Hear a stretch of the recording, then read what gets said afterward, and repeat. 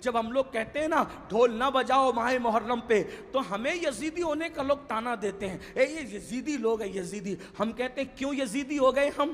ہاں ہمارا حال تو یہ ہے کہ ہمیں ناسبی اور خارجی اہل بیت کا ذکر سن کے ہمیں رافضی کہیں، اور آپ کو ڈھول کے لیے منع کریں تو آپ ہمیں یزیدی کہیں۔ بہت اچھی بات ہے، آپ کے اپنے معاملات ہیں، مگر یاد رکھنا اللہ کی عدالت میں تمہیں بھی منہ دکھانا ہے اور ہمیں بھی کھڑے ہونا ہے۔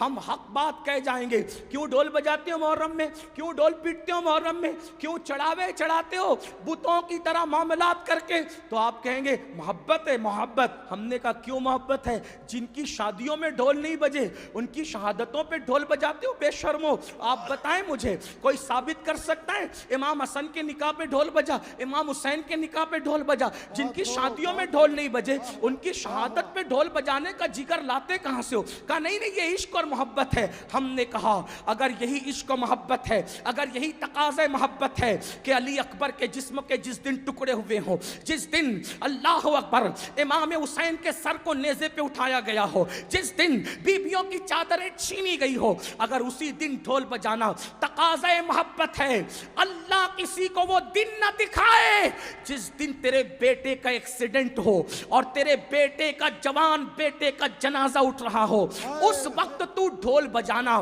پھر سمجھیں گے کہ تقاضۂ محبت کسے کہتے ہیں۔ تیرے جوان بیٹے کے لاشے پر تجھے ڈھول بجانے کی ہمت نہیں ہوتی، اور ہم شبیہ پیمبر کے جگر کے ٹکڑے کیے گئے، اس دن تم ڈھول بجا کر محبت کی علامت قرار دیتے ہو؟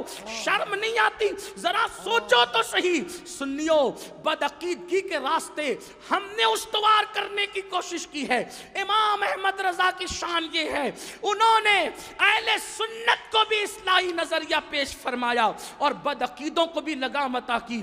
کم نصیبی یہ ہے ہم نے بدعقیدوں کے معاملے میں اعلیٰ حضرت کا موقف تو پیش کر دیا، لیکن اہل سنت کی اصلاح کے لیے انہوں نے جو باتیں پیش کی کہ ہم نے اس کی ہمت کی، اس لیے کہ ہم تو سوچتے ہیں فلاں صاحب ناراض ہو جائیں گے، فلاں صاحب۔ یاد رکھو قرآن کہتا ہے واللہ ورسولہ احق ان یرضوا، اللہ اور اس کے رسول زیادہ حقدار ہیں کہ ان کو راضی کیا جائے۔ لوگ رزاق نہیں ہیں، رزاق اللہ ہے۔ اس لیے سنیوں، میری قوم کے جوانوں، امام نے جو پیغام دیا ہے اس دونوں کو سینے سے لگا